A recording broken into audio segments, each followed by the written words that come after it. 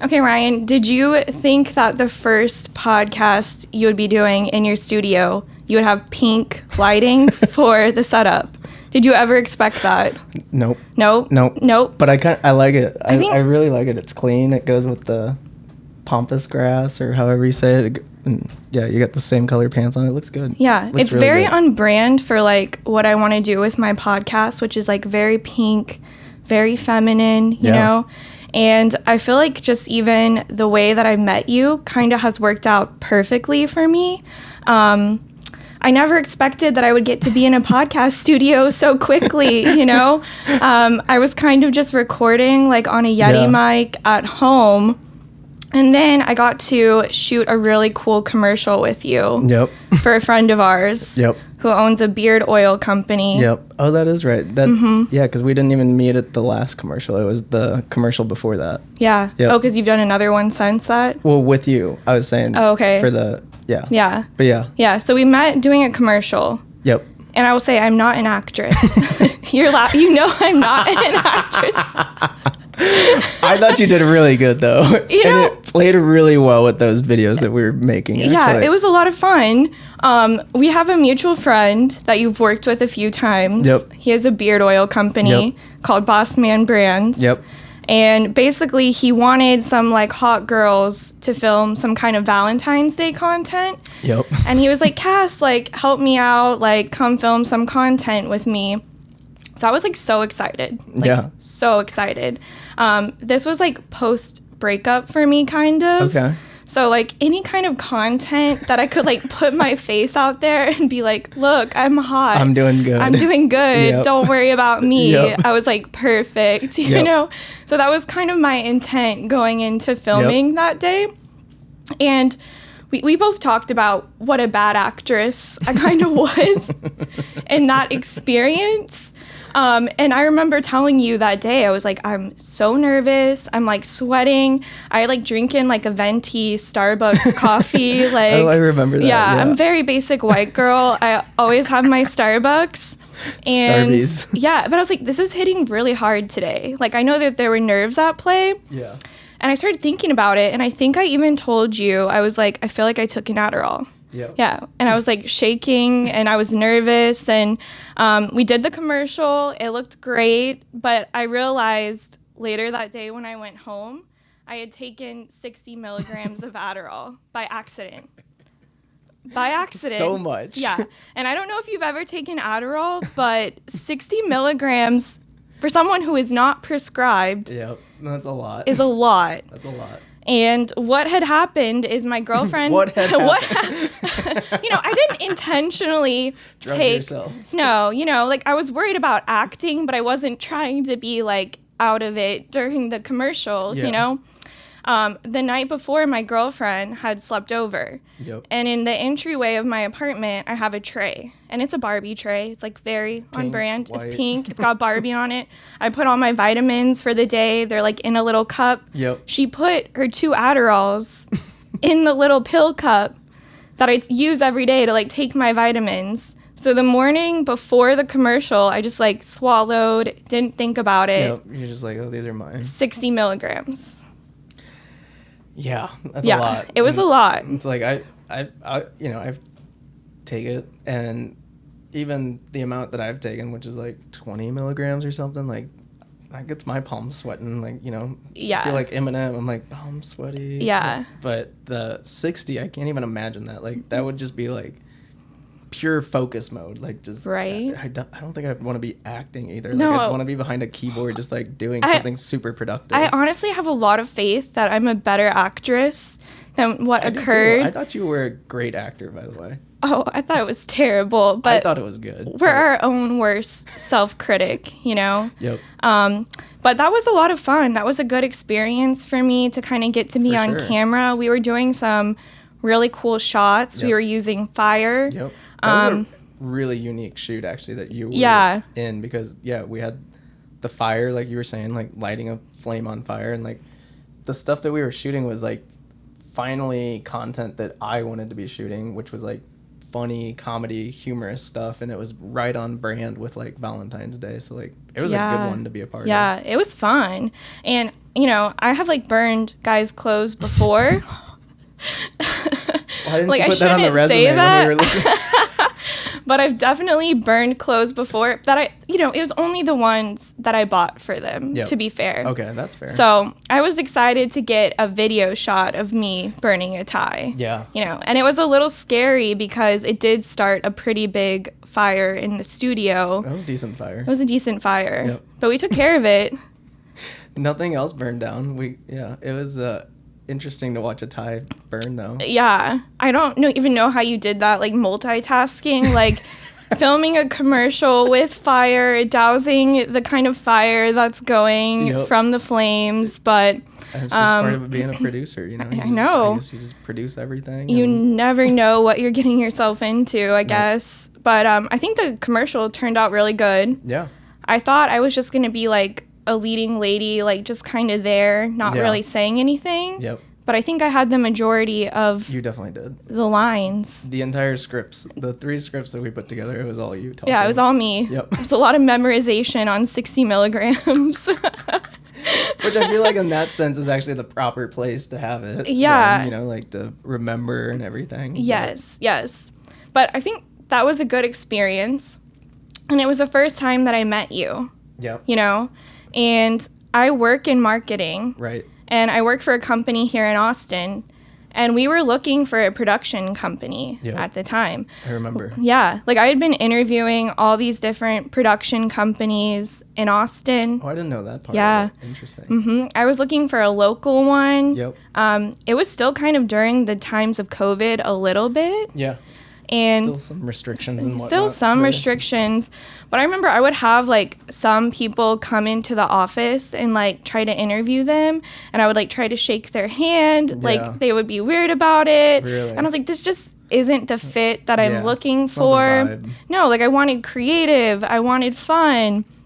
And then I got to meet you through Steven, our mutual friend. Yep. And it was like a light bulb went off. Yeah. And that's kind of how I feel like it works with like networking and connections. Sure. You like build this circle of friends and they're good at what they do. And then you're like, aha, I know the person to go to for this. So that was perfect. It really was. Yeah. I was like, because I didn't even know where you worked at the time and like what you guys were up to. You were just like, oh yeah, we've got this video project. Like I'm gonna actually call you, and then I followed up with you because I didn't know how serious you were about it. But then it ended up being like you were serious about it, and I was like, oh, this is actually a really cool project. Like this is really cool where you work and like what we can do with this. So. Right. No, I really thought you would have like some hesitation and not really believe that like I had this real career and was really going to bring you in. I knew you had to do something outside of your acting career. I know, I was like this, but I was thinking, this guy probably thinks I do like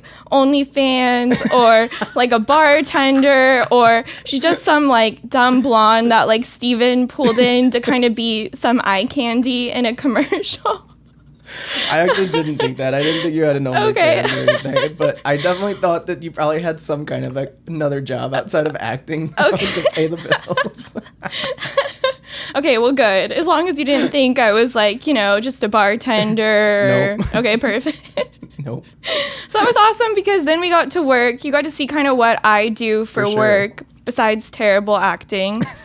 And we got to work on some kind of different projects. We're still working on some more projects. Ongoing projects. And that's what I love. Yeah. That's what I love about this city. Yeah. It's like you meet the right people, which, I mean, you're very creative and very good at what you do. And then you just run with it.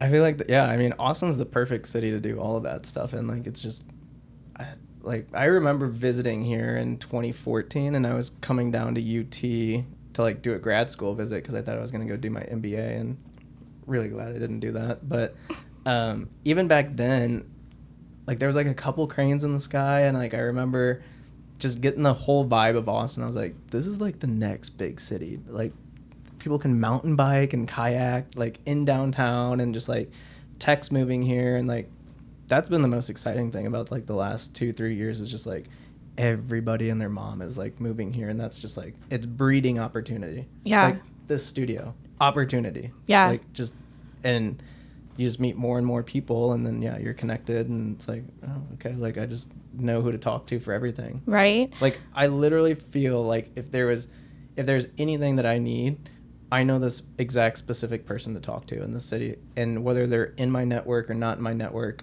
I feel like I could get access to them. Right. Yeah. I feel like people are so important, like who you have in your life, For sure. really. And it's just even the growth that you're talking about in Austin. I've been here basically my whole life. So I didn't know that. Yes. So I was born in Sydney, Australia. I know we have some Whoa. Yeah. I did not know this. I didn't know you didn't know this. Whoa. Yeah. Okay. So we have some tie-ins on that level too. Yeah, a lot. Yeah. I was born in Sydney. I lived there. I can't believe I didn't know this. I know. Well, I have no accent. Like, how cool would it be? I would be a fucking smoke show if I had an Australian accent. Australian accents are like... I've dated one, and it was like... Oh, I know. Yeah. Yep. Yep. So I was born in Australia. I lived there till I was like 3, and then I've been in Austin since. Interesting. And then you've been in Austin since... 2016. 2016. So, the last 6-7 years, yeah. Yeah. No, it's changed so much. So much. And even when I was working with you on a project, we were filming on South Congress. Yep. And it was really cool. We had the Austin skyline in the background. And then I think you told me you were like, Cass, like there's a Soho house right there. Yeah. And I was like, when did Austin get Soho house? Like, are we LA now? Like, basically, I mean, like, I know. LA and New York are here, basically. Like, so. I know, but I never would have thought, like. It's very well hidden. Like, if you don't know about it, like, you would never know that it's there. No. But have you been up there yet or no? I'm not cool enough. Okay, we'll get you in there. Do you have are you a member of Soho House? I'm not, because I've got enough buddies that are, where it's like, I don't know why I would pay for one if I get to go up there all the time. Yeah. So we're going to go to Soho House and check it out. Yeah. Okay, perfect. I'll make the arrangements in the next couple of weeks. Okay. We'll go. Okay, perfect.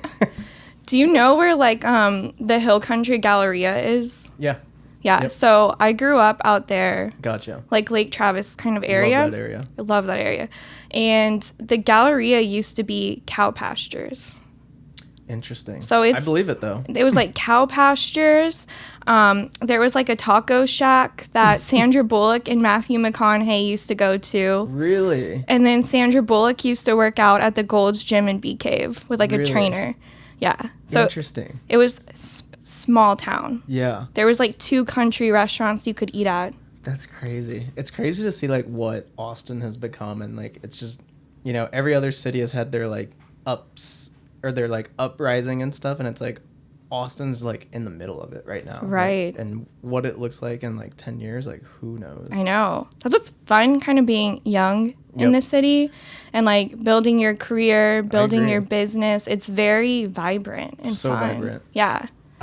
There's nowhere else I want to go. Like Me either. Like I literally, you know, I lived over in Australia I traveled back and forth to Australia for basically on and off for 2 years, and my stays were anywhere from like 2 weeks. Like, no, I actually went over for like 3 days one time to do interviews. Like literally did that whole flight, stayed there for like 2.5 days, and then flew back, and then all the way to like staying over there for like an entire month and just backpacking it.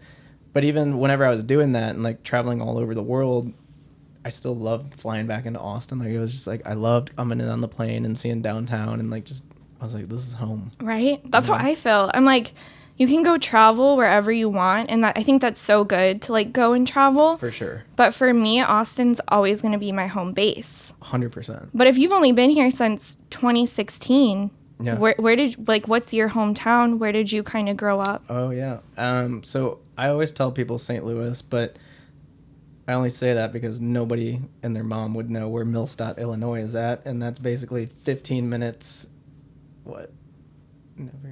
east of St. Sim, and it's like this small farm town of like 2,000 people. Like there was more cows than people there growing up, and you know, it like I will say like I got the nice good Midwest upbringing, and like, you know, like we lived a good life there and everything, but in terms of like opportunity, like I just did not see myself going like staying there anywhere past like college. Like my like dreams, aspirations, like what I wanted to do was like I'm not gonna make $1 million a year in St. Louis. Like, it just, I'm not. Like, yeah, I'm sure I could if I really put my head to it, but in terms of like access to like capital to do that and start a business, or like even those kind of like job opportunities, I'm like, there's no way this is happening here. And the whole reason for me wanting to even come down to Texas in the first place was because I wanted to be, like, my background's economics and finance, and so that's what I went to school for. And so I looked at Texas and I'm like, all right, well, like, Texas drives the entire GDP of the US, and that's because all the oil money is down there. And okay, if I want to be like a wealth advisor or like, you know, financial services, like, this is where the money's at. So I need to either be in Austin, Houston, or Dallas, and then at some point take over all three of them.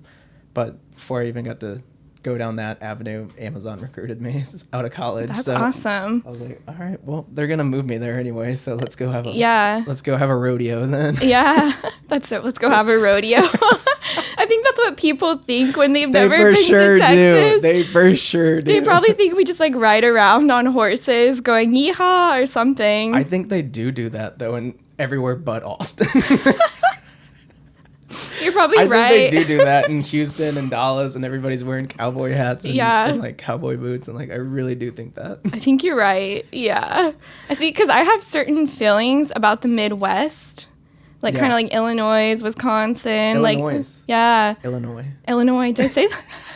Okay, Ryan. Everybody says that. Ryan, you can't be hard on me. Okay, I'm blonde. Okay. I work in tech, and I'm doing a podcast right now. I know. But it's funny though. Everybody from not from Illinois says Illinois, and I'm like, Illinois? See, I don't even know. It's not even on my radar. It's not on anybody's. Like, I don't mean that in a mean way, but I never really traveled much to the Midwest. No reason to. Well, the first time I went to Wisconsin. I was like, it's like. Do you have the cheese curds? Yes. Unfortunately. It's kind of like them. Not now, though, since I'm lactose intolerant. I feel like when I went to Wisconsin, so that's my only experience of the Midwest, it's like stepping into like God's armpit or something. Like, it's just cornfields they're grain fed. Like, I went to a restaurant, they don't have almond milk, oat milk, just cow's milk. Yep. It's why I don't like going back home. I'm like, you unhealthy fucks. Austin's like, my mom will go to like some shopping grocery store over in St. Louis just to get like non-dairy things. Really? Because it's like just not a thing up there still. And it's like, all right, well. But you're pretty close with like your parents, right? For sure. Yeah. I talk to them like at minimum once a week for sure. Yeah. Just because like they're always like my sounding board on ideas or like what I'm thinking about, and I'm just trying to make sure I'm not going crazy and over the top with my entrepreneur ideas and ventures and whatnot. So yeah, I think it's why I like keeping them up to date though, is because like I feel like there's not a sense, but like I'm getting to do something that they worked their entire life so hard to do. And you know, like my dad's dad passed away when he was like 7 years old, so like he had to kind of like grow up fast and become like the man of the family, and you know, he definitely didn't get to take that entrepreneur route. And mom had like you know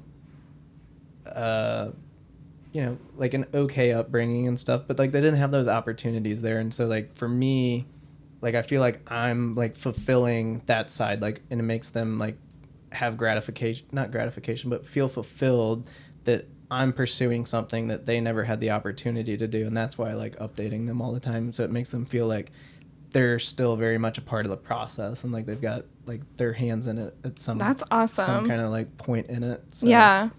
Because I will say, like, and this is so wrong of me, but what kind of car do you drive? A Land Rover.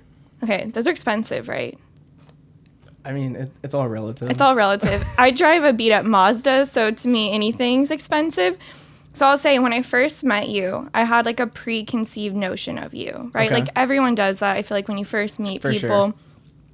And I really thought you were just like some rich kid that like, you know, maybe mommy and daddy like funded to kind of start, you know, I don't know, like using his camera, using his sure. drone, doing what he wanted to do. Sure. And then I actually listened to an interview you did last night, and I didn't realize you had a whole career in corporate America with Amazon. Yep. And like, I think you were pretty young by the time you had already had this kind of career at Amazon. Yep. So I kind of want to know more about that. Like, you graduated, you went to Amazon. Yep. They the funny story about Amazon is like I applied for an internship my junior year, or no, my sophomore year for them, and I never heard anything back, or I like didn't get it or something like that. And then junior year, it was like right before, like we were right in the middle of like midterms or something like that. And I remember being in the library, like studying for midterms, and there was like an email that came from Amazon, and I thought it was just like a regular like order delivery kind of thing. It's like, oh, your package is shipped. And so I just deleted it. And then I was thinking about it later that night, probably because I took way too much Adderall studying for midterms. And I was like, wait, there was something off about that email. And I went back in the trash and found it. And basically it was this recruiter, and she was like, hey, like we're interviewing college students for roles at Amazon, like post-college and like whatnot. Like we'll fly you up to Indianapolis and all this other stuff. This is where the interview's at. And I'm like, oh, I'm like, Uncle Jeff is knocking at the door. I'm like, hell yeah. Yeah. And that entire interview process was crazy, though, because what ended up happening was they scheduled all this stuff, but then the recruiter I was working with was horrible, like horrible, and never got me my flight. And like, I didn't go to school in Austin. Like I went to school over in Edwardsville, which was close to St. Louis. So I was only 4 hours away from Indianapolis or whatever. And this recruiter like had my interview time scheduled like 9 a.m. like on whatever day it was.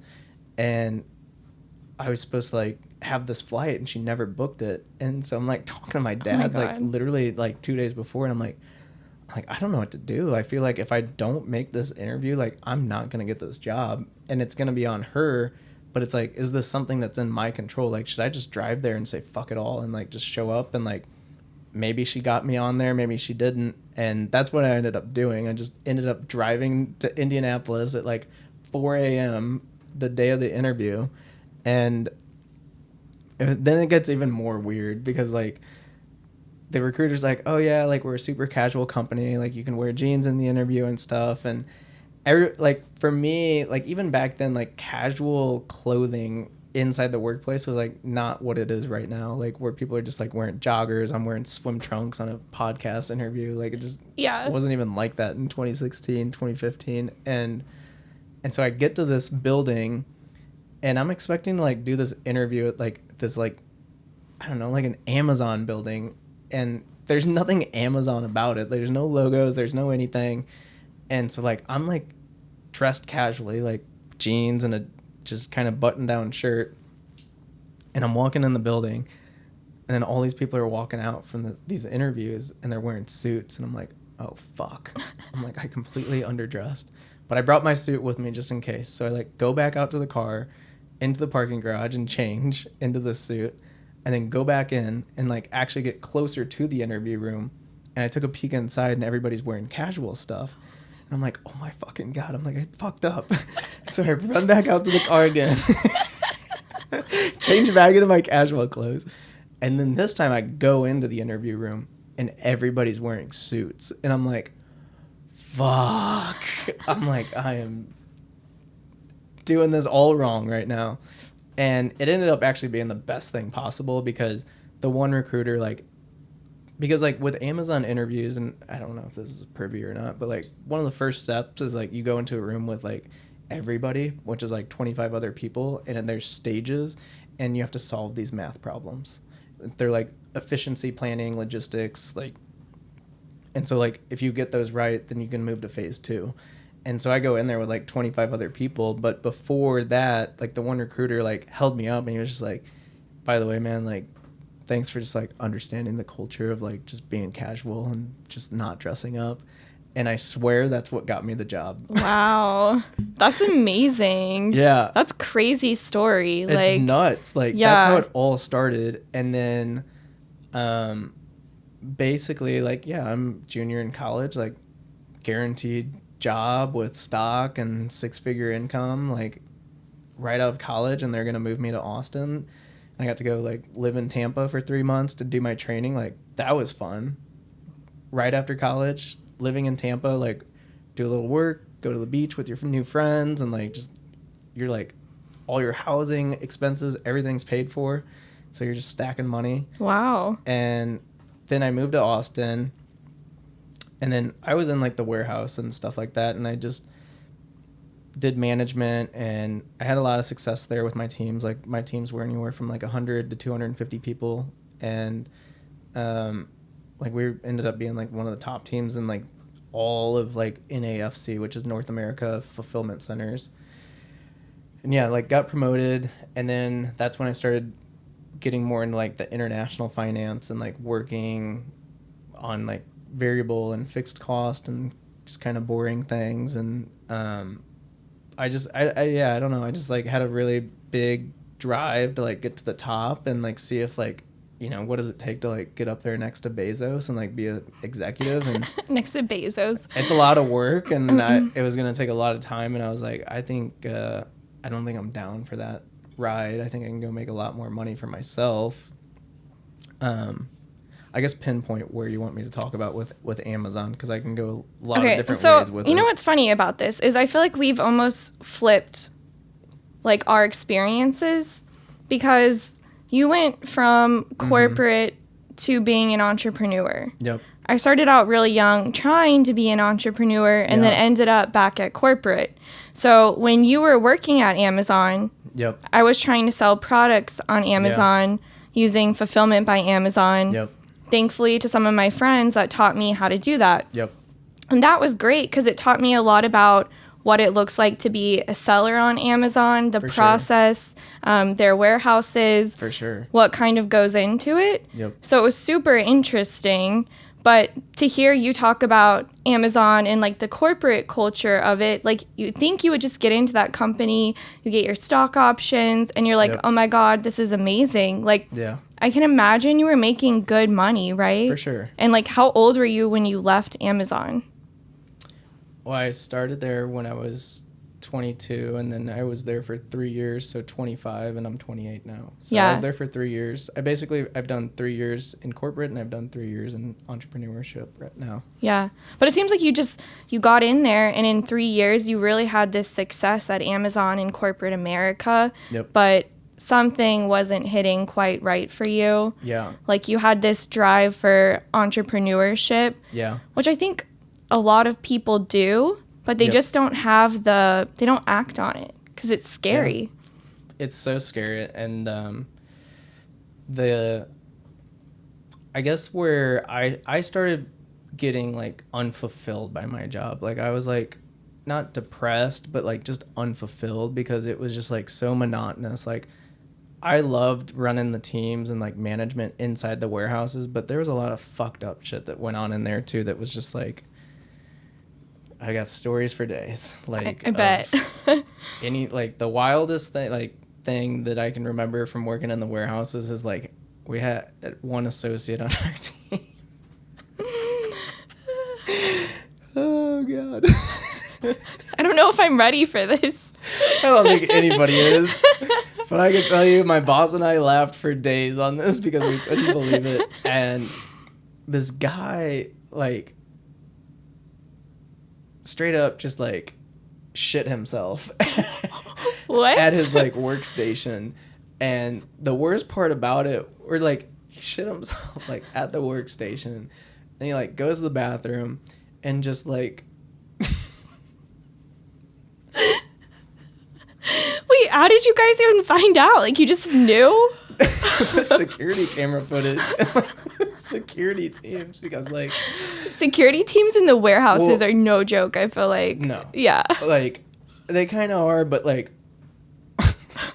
shit goes down. So like, anyways, an associate reports to like me that like this bathroom is like. What did messy. He do in the bathroom? like messy. Like this guy, I don't know if this is too much for this podcast. No, it's great. Like, I love it. This guy, like, and I don't even understand, like, how, as a male, how this guy did this. Just completely splattered the urinal with feces, and then proceeded.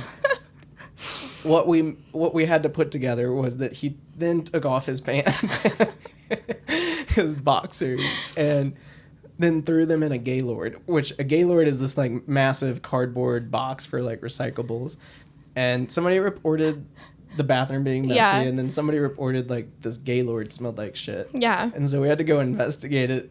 And my boss and I were just like, how does this even happen? Oh my God. But then we had to like fire the guy because like... You had to fire him? Yeah, because you can't do that.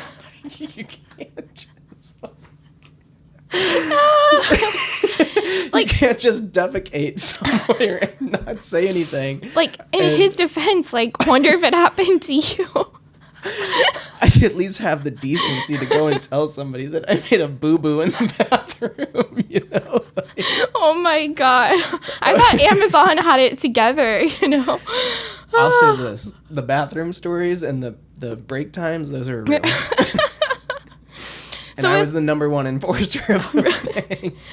If you're like in a warehouse, yep. do you have like certain times you can only leave the warehouse due to security issues? Yeah. Well, it's not even security issues. It's just efficiency. Okay. So like, you know, if I ran the back half night shift, which was Thursday, Friday, Saturday night, and that was 1800 to 0500, so 6 p.m. to 5 a.m. And yeah, so like you start your shift there and then you have lunch about midway through and then there's like 2 other 15-minute breaks there. But like your phone wasn't, I think they've changed this since I've been there, but like an associate's phone, like your phone had to like go in a locker, you didn't get to bring it in with you, and you were just always at your station working, either picking, stowing, decanting, packing, like whatever it was. And so yeah, like there's certain numbers that you have to hit, and if you don't hit those numbers, then you get written up, and it goes from a first written, or goes from like warning to like all these other things. And if the cause of it is that you're going to the bathroom too much, then like, you know, this just isn't the job. Yeah, I guess. You know, so maybe Amazon wasn't for you. I hated that aspect of it. That aspect. I loved being able to like really get my teams like motivated and like actually just like destroying other teams around the country and stuff like that, and just there's a lot of pride on it. And of course, you know, our team mascot was a kangaroo. The kangaroo was the Australia tie-in. Yep, even before I left for Australia. That's crazy, because I was obsessed with kangaroos since I was little. But yeah, no, I really liked that aspect of it. And then what I really liked in terms of like the finance team was like traveling all over the world and stuff like that, and like managing different teams, not different teams, different projects that were all around the world.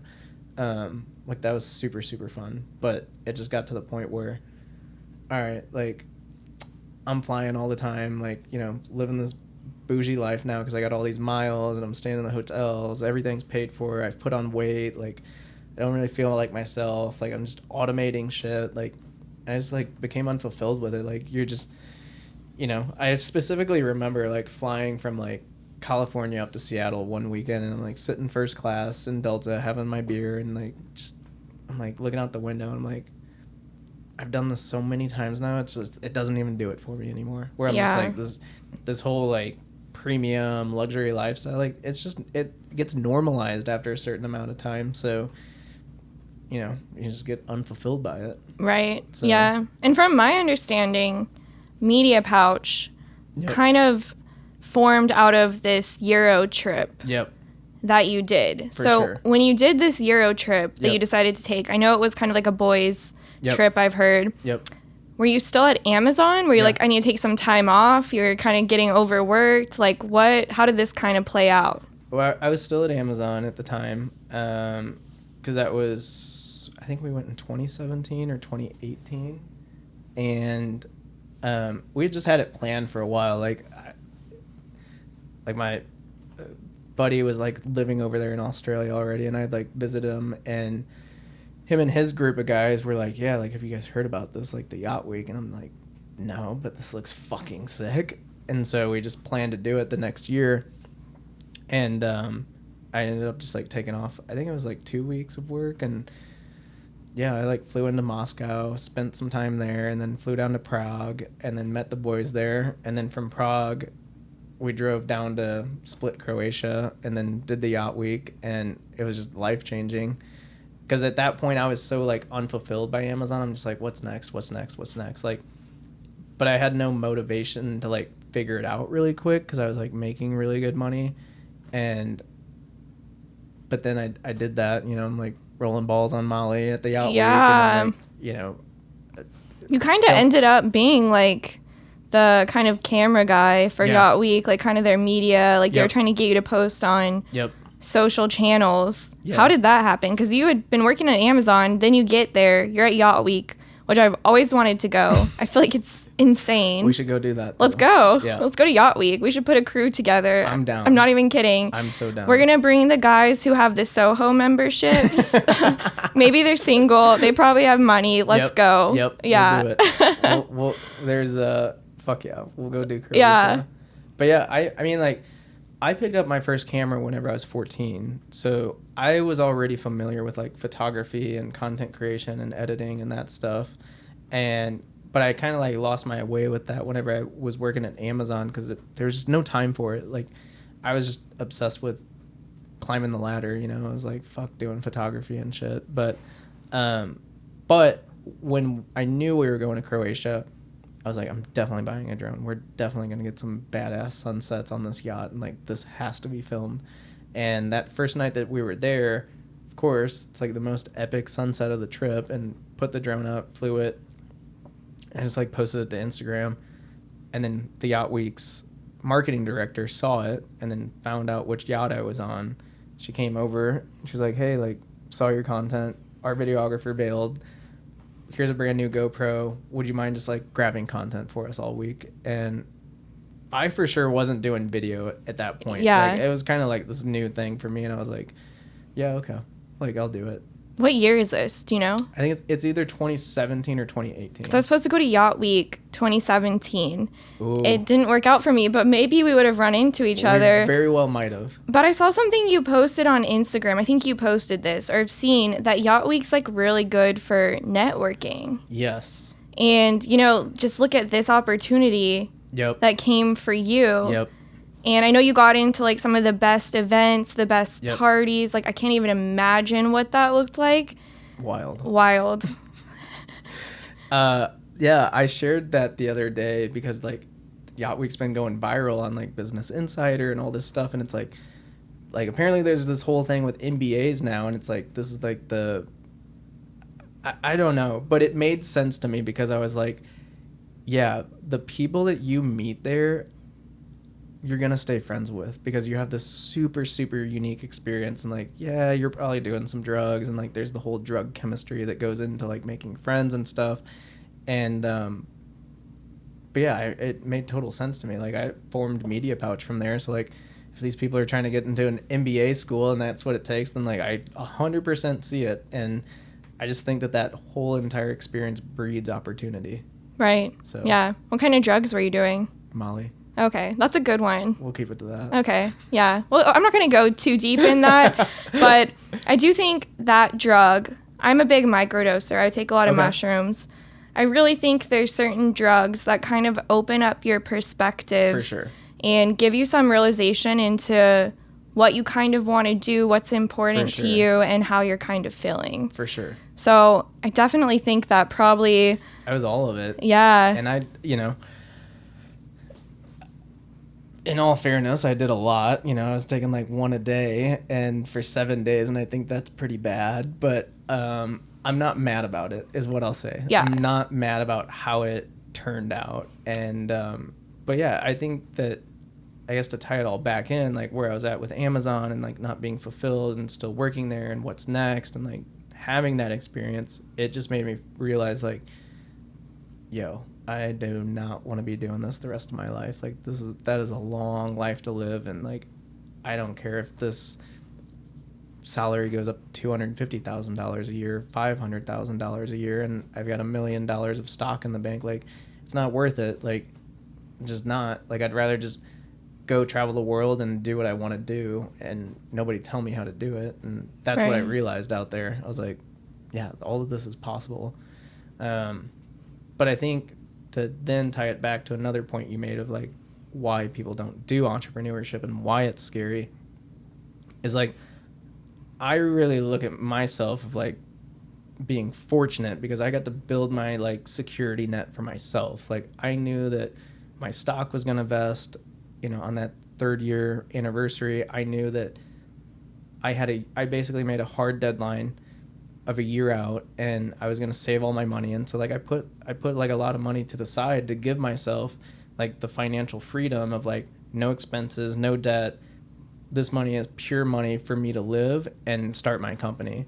And like it's a lot, like, you know, and like that was my biggest holdup in the entire thing actually, was like, well, how do you do this if you don't have money? And like, this is before I figured out like credit cards and like business lines of credit and funding and all this other stuff. But for anybody else, like, yeah, it's a big nut to swallow. Like, okay, like I gotta provide for myself when I'm not even bringing anything in yet. Like, yeah, it's super scary. I feel like it's way easier to work a 9 to 5 and just get a paycheck. For sure. Because when I started my business kind of selling on Amazon, it was like, I feel like there was nights I couldn't sleep. Because it was like just stressed out about money and what I was doing. And now, you know, I work a 9 to 5 and it's not that same type of stress. So it's very different. For sure. You know?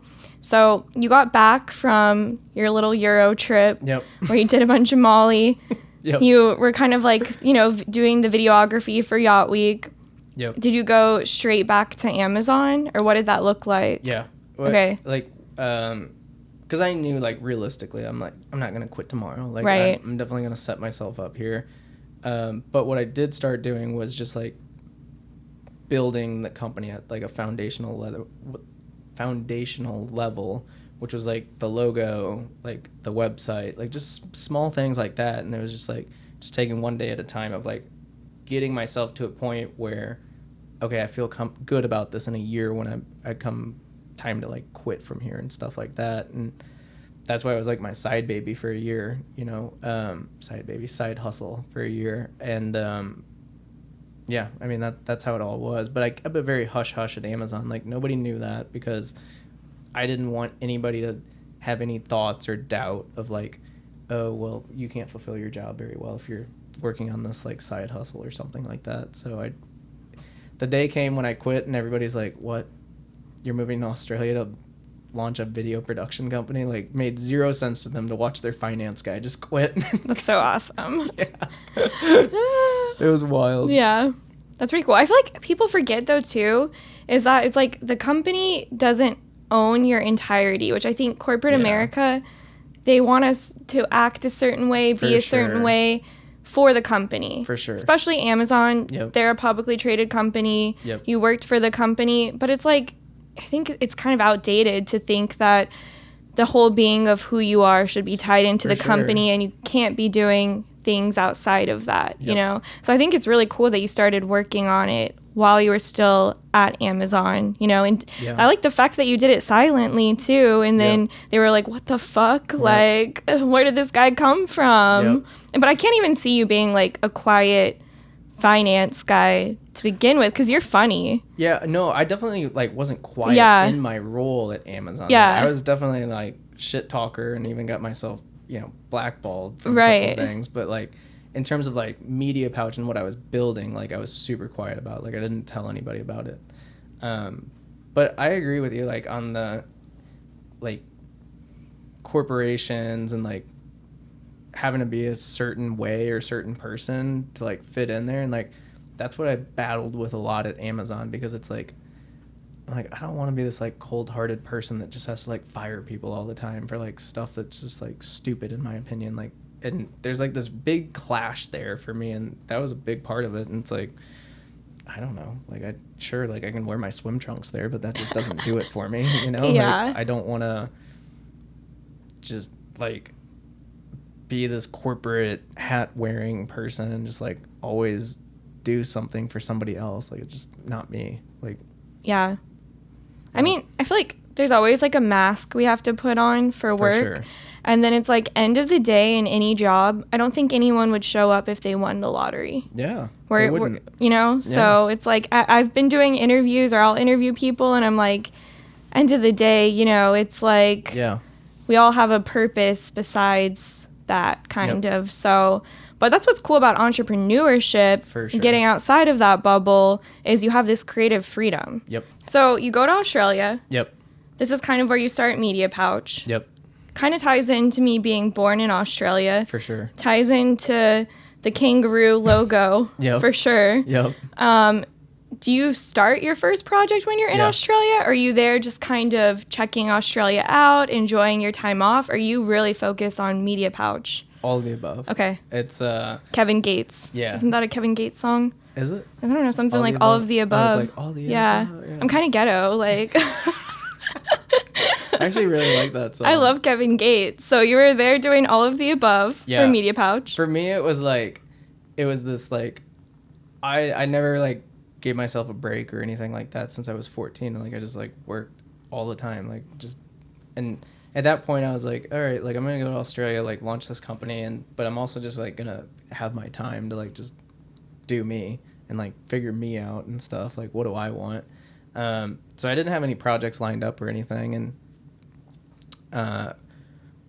what helped me out the most though was I found a roommate over there like in Bondi Beach, and he was an entrepreneur, and I knew that like I needed somebody in the entrepreneur space to like kind of help me and guide me and stuff like that. And so that was super helpful to like getting the first business and everything. Cause like I ended up like working with his company and then his girlfriend's company, and then that plugged me into the tech scene there and the real estate scene. And yeah, like, definitely just went over there and winged it, and like there was no strategy or plan, and I kind of wanted it that way though, because I wanted to know like if I had it in me to like put myself in the ultimate like most uncomfortable position and pull it off. Like I wanted to know that about myself. Like, can I do this with no friends, no family, like in a new country, in a new continent, like behind 17 hours, like not knowing a single person, not knowing anything about business? Can I make this happen? And I did. And so like, you know, that was like the ultimate test for me. Why I ended up leaving though was because I thought that I was going to be able to sponsor myself, and that ended up not being very true at all. And I talked to like 3 different lawyers, and they all said the same thing. Like, your best bet is just to like marry an Australian citizen. That's so funny. And I'm like, yeah, but fuck that. I'm like, because in order to do that, then I was going to have to give away like 50% of my company. And that sounds good. I'm like, to the woman. Yeah, no, I'm sure it does. And my thing is like, fuck, I don't even know how much this thing's going to be worth. Like, it's just, I don't even know anybody like that over here. And, you know, the other options were like, go back to working at corporate, or, you know, one of them was go work in the farms for a year. And I'm like, no, not doing either of those. And another one was like, go back to school. And at the end of the day, I was like, nah, like I knew from flying back and forth so much that I loved going back to Austin. And that's ultimately like where I was going to build and scale this company. So when I realized that, I was like, all right, well, we'll just chill out here for whenever, and, you know, soak up the sun and have a good time and build the business and build a dope portfolio. And that's just what I did over there. So that's awesome. Yeah. I love Sydney. It's so fun. Bondi Beach is beautiful. Yeah. I think the people over there, they're beautiful. They're friendly. Like, that's a great environment to launch a business. For sure. Yeah. It's like the most beautiful people in the world over there. I think so too. The most fit. Like, even the dogs look fucking sexy. Yeah. Yeah. Everyone's in a friendly. non-weird way. No. Like, everyone's friendly too. Like, yeah. Australians are like very friendly people. I think they are. I think outside the business sense they are. Okay. My experience in business was that it's like a frat club. Okay. Or like a fraternity, where it's like I had a hard time breaking into certain businesses and like industries there, because they would much rather, like, Australians would much rather do business with Australians, like, versus like doing it with Americans and stuff, which I think to any nation's, like, you know, they would do the same thing.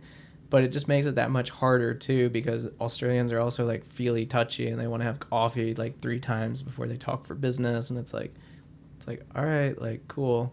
Like, I'm American. I'm ready to go. Like, let's hustle. Let's grind. Like, you know, and you're just like, it's like a hard 9 to 5 over there too, because like shit just shuts down after 6, like, especially in Bondi. Like, there's no nightlife really. Not really. It's like, pretty strict too. Like, it is.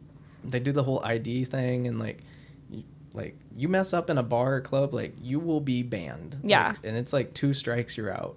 So it's like a good place to focus versus Austin, I feel like, where there's a lot more nightlife and things like that happening. Mm-hmm. So you come back to Austin. Yep. And now I kind of look at Media Pouch as like a luxury company. Like, you guys kind of focus on like these industries. Like, I've seen stuff that you guys have done with like Ferraris, Lamborghinis, and all these nice cars, and it just seems like you get to put yourself in like these really cool situations, dealing with really successful people. For sure. Because you're shooting content in all these different industries. Yeah. And that's where, like, you know, that goes back to Yacht Week and like what I wanted, where it's like I envisioned myself having this media production company that had an adventure team, like had an automotive team, had a real estate team, like all these things. And then I just like fine-tuned it over the years, where it's like, yeah, we work with super high-end premium luxury brands, and that's just like where I want to be. Like, you know, I want to be shooting and filming and working with the best of the best. Like, you know, our next focus is like private jets, because that's just, you know, I want to be on the private jets. Do you need an actress for the commercial? Probably. Okay, you know who to hire. Yep, probably. I won't take Adderall that day, okay? There probably won't be that many words on the private jet. I probably don't have to say much. No, because it's just pure luxury. Like, just drink some champagne. For sure. Perfect. Yep. But yeah, I mean, that's like, I know where my life's going, and I know where I want to be in like 10, 20, 30 years, and like the lifestyle that I want to live.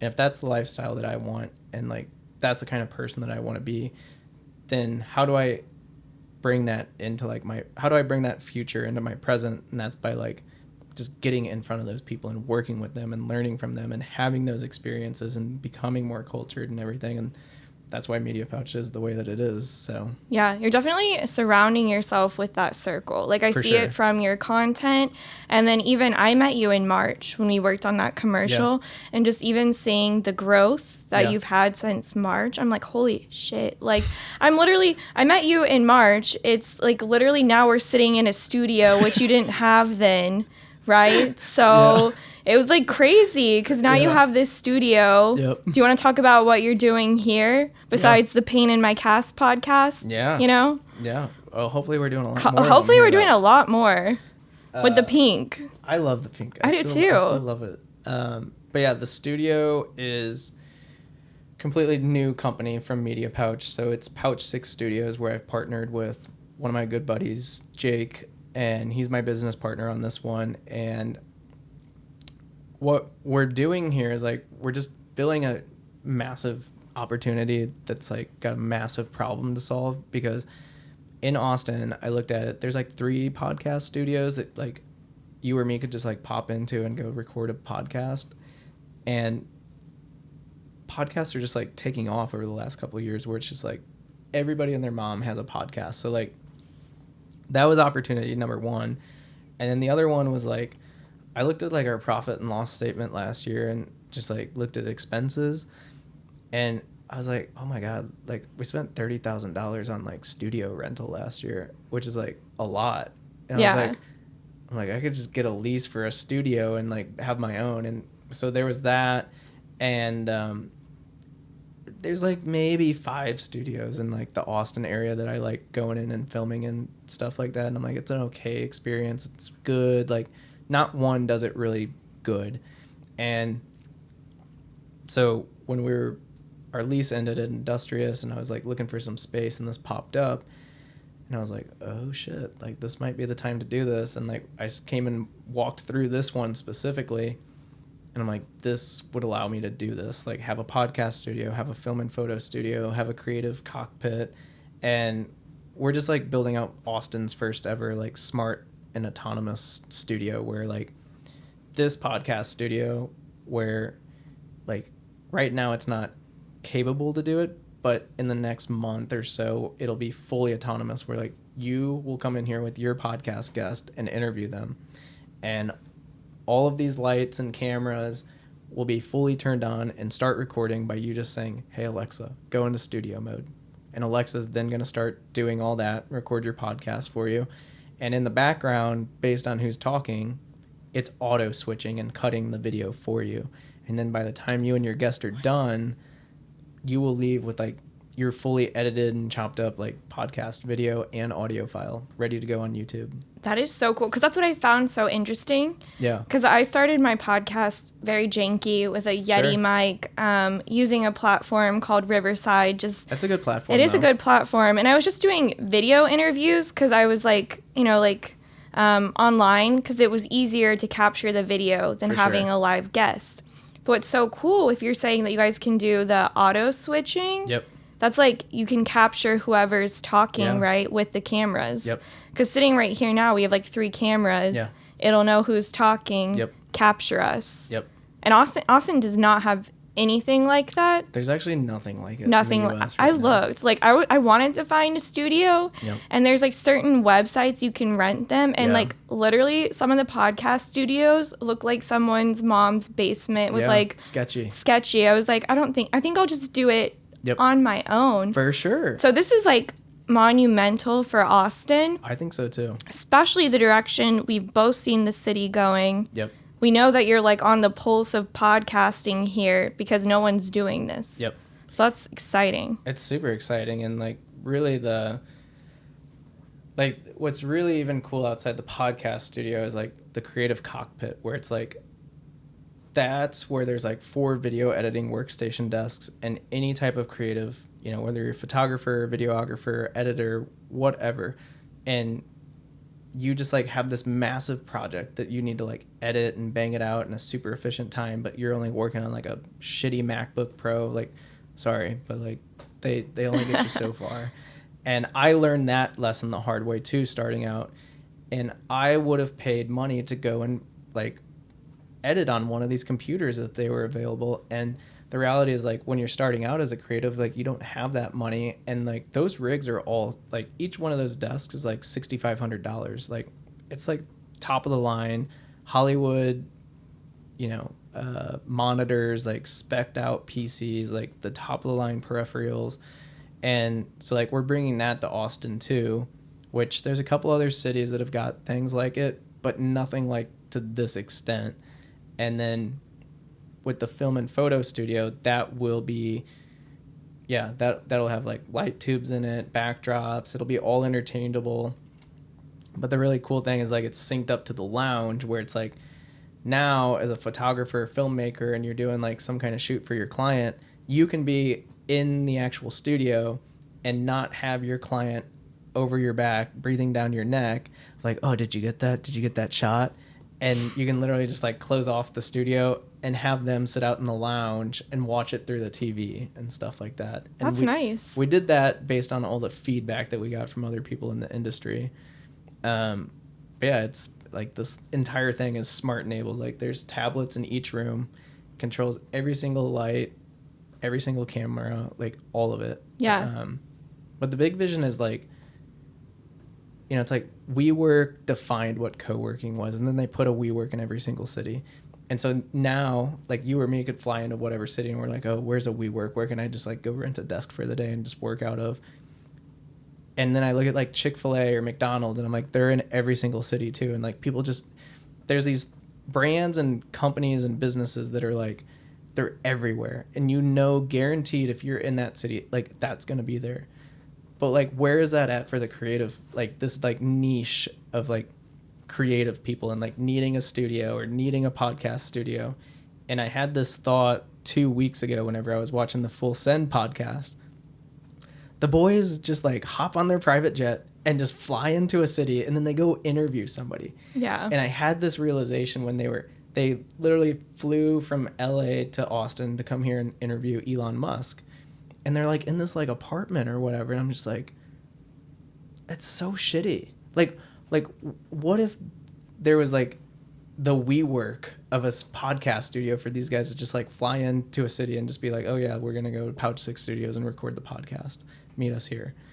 And that's when the big light bulb went off, where I was like, this thing has so much potential if we can just like scale this across like the entire US and the major creative cities and offer this like fully autonomous and smart studio where full send podcast guys could just pop into Austin and like set up their chairs. Everything's already set. Elon comes in and they're like, Alexa, studio time. I think Elon's gonna be in here pretty soon. He better fucking I think you're on to something, you know, because Austin's still like small time, like kind of small town. Yep. But we have these big time people here. For sure. So they're gonna end up in here. I know it. Yeah. Yeah. I'd love to have Joe. Yeah. Joe Rogan. Yeah. Tom Segura. Elon. Yeah. Like, and just like show them. Like, I know they've got their own studios and stuff. Right. But the actual like tech behind this of like what Jake has figured out and like built out, like we could even license that shit out. And like I really want to go the VC route and like actually just like raise 500,000 and get this thing launched in 5 more cities like in the next year. Yeah. I honestly have no doubt that you'll do it, just seeing what you've done in the last few months since I've met you. Well, I appreciate that. So I'm like very impressed by everything that you've done, and just even seeing the way that you support creatives is really inspiring to me. Like, you knew that I was trying to work on this podcast. You were like, Cass, come in here, like let's record one. So I just think that as you keep growing your business, you're going to be such a good mentor to other creatives, and that's really cool to see. I appreciate that. Yeah. And that's what it's really about for me. Like, I just want to build, I don't know how to say this, but like I guess where it stems from is like I had so many people, like I had one specific person, mentor, Paul Bryant, who like showed me the ropes on so much about like entrepreneurship and building the business and photography. And I had so many people along the way like help me and support me. But like, where's that at for everybody else? Like why didn't my sister get that same opportunity? You know, I got that opportunity. So like, how do I build that for everybody else that wants to go like do their thing and like have support behind them? And that's really what I'm doing here. Yeah, know? That's amazing. And then I talked to you earlier. You've moved around in your career. Yep. You've built out this company, Media Pouch. You've built out this studio, Pouch 6 Studios. Yep. I was going to bring up your dating life. But we're just going to put a bleep there for right now. But since I'm not going to ask you about your dating life. It's okay, we can go there. I know how Austin is. You're a young, successful entrepreneur in the city. So I just have to kind of know, like, what your dating life has been like. Your experience here with that, and then if there's a bad date story that you care to share. Okay. Because I would love to hear. Dating in Austin has been fun, we'll put it that way. And I was very much just like single, and I'm just getting out of like a recent relationship and whatnot, which was the first time in a long time that I've been in a relationship. So I've just always been single and like focused on myself and like building the business. And for me, like, I don't know, if I meet somebody and like there's a spark, we hit it off, like whatever it is, like, and you're aligned with like where I'm going, and like you understand entrepreneurship and like what I like my challenges and stuff, then like sure, like I'll spend time with you. But if not, I won't make an effort. Like I will say, like, one of the biggest lessons I learned in like dating and just like seeing people and like the whole hookup scene and stuff was like, I got like, dating's really expensive. Like, especially like girls want to be wined and dined in like bougie places, and it's like I'm for it. Like I'm not saying I won't do it, but like when you're doing it all the time, it gets really expensive. And so I started actually just like taking girls to coffee in the morning. I actually like that. Because I'm like, it showed 2 things to me. I'm like, one, I'm like, are you an early riser, and are you a hustler grinder, and are you about that life? And 2, it saves me money, so I get a $10 bill for coffee versus $200, $250, whatever it is, for dinner. So it showed me like something about them that's like an important value in them for me, and it saves me money and like lets me do it at volume, I guess. I think that's like impressive. I can't tell you the last time I had a guy like ask me on like a coffee date. And I think that's sweet, because then you're like There's no alcohol involved. Yeah. You're sitting there getting to know each other. For sure. And you're not having to invest $200 on like a first meet. For sure. Yeah. And it's quick and easy too, because you know, I have like, I don't know if we like things quick and easy, but maybe. Well, quick and easy of the sense of like, you asked me about like what my worst date story was, and you know, if you're at a dinner, like it's not that easy to like just get up and go from that, and like you're kind of tied in there for like an hour, maybe 2 hours, versus coffee. It's like, all right, cool. Like I got 30, 45 minutes before I got to go into the office, and we're going to grab coffee and have a quick chat and like make sure like you are who you say you are and you're not some weirdo creep. And like, you know, the biggest thing is, to tie it into like the worst date story was like, I remember showing up to this, I forget where it was, like restaurant, and I like met this girl. I think I was using Tinder at the time, but I love Hinge. Hinge was always my Hinge shit. your favorite? Yeah. Right now? Is that what you're using? I'm not back on it We're yet. not on it yet. Yeah, I'm single, but not back on the market Not yet. ready to mingle. Sorry, ladies. But I remember meeting up with this girl at this restaurant, and she had her images, and that's what I was looking for, and I didn't see this person at the restaurant. And this girl ends up, she's just like, "Are you Ryan?" And I was like, "Yeah." I'm like, "Who are you?" And it's the girl I matched with. No. She looks nothing like how she looked on. Like literally, like her face, her body, everything. Like, do you think they were old? Do you think they were photoshopped? Like Photoshop, okay, for sure. Like this girl was like a 10 on Tinder, and like a 2. What? In real life. That bad? Yeah. Like maybe you should hire her to Photoshop here. That's just like integrity at that point. Yeah. It's just like I would never hire somebody with zero integrity. Like fuck that. And I remember like, I'm like, oh my God. So then I like sit down with her, and so like, this is like actually shitty on my part. Probably the worst date for this girl, not me. But I remember like, but the guy like brings over water, or he's like, "Do you guys want anything else but waters?" And I'm like, "Oh no, waters are fine." And then I like look at her, I'm like, "Hey, like I gotta go to the restroom real quick. I'll be right back." I just dipped. Oh my God, I've done stuff like that. So no shame. I'm like, if you're gonna lie to me and like put out false shit, then like I don't feel bad about this. No. And I just like dip. But that was the worst experience of a date ever. It's so hard to like get out of it too. Yeah. And it's like, as a woman, my favorite date I've ever been on, a guy picked me up and took me to a restaurant. Oh, I love that. And that was the first date, and I loved it. But, you know, he was attractive. Wonder if he picked me up and looked like Shrek. Like, fuck. Then I had to sit there. Yeah. It's terrible. It is. That's why coffee dates, I feel like, are the move. Yeah. Yeah. And that was one of the things I learned too. Like, stop picking girls up. Like, that is. I like it. Let people meet there. After the first date. Okay. After the first date. Like, the first date, I feel like, I don't know. Like, I'll just meet you there. Yeah. You know, like, if I got a dip, if this isn't the right thing, like, whatever. I can tell you my favorite date, though. Yeah. My favorite date was when I was living in Australia. My ex and I, at the time, were doing long distance. And I flew her over to Australia, and she spent 2 weeks with me. But from Sydney, I flew us up to, like, what was it? We flew into Brisbane, and then we, like, went up to Whitsundays. We drove up to, like, Whitsundays from there.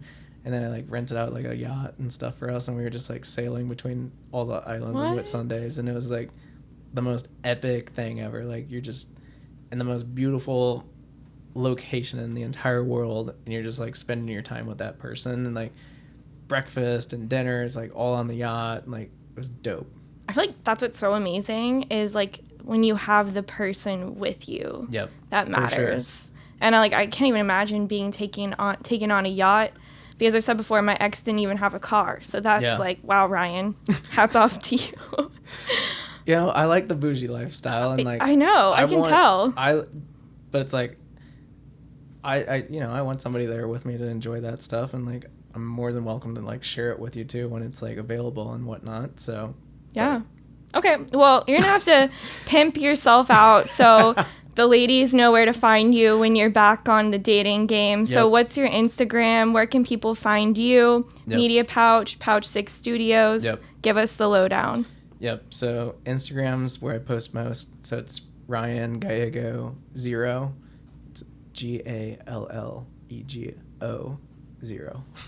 And then Media Pouch is just Media Pouch on all platforms. And then Pouch 6 Studios on all platforms. So, and we'll link them right here for you. So you can just click. We'll put them in the show notes too, for sure. So this was so much fun though. Like, thank you so much. Like, I want to be back in here and bring the Painted My Cast Barbie vibes. Yeah, so I hope you are. Yeah, this was awesome. Maybe we'll get some like pink palm grass. We're gonna put Barbie dolls back here. You're gonna come in here and you're gonna see me recording and you're be like, what the fuck? It's gonna be like Playboy like magazines, Barbie dolls, Hello Kitty. Like just glued on the wall. You're never gonna let me use it again. Anyway, this was awesome. Thank you. Yeah, no worries.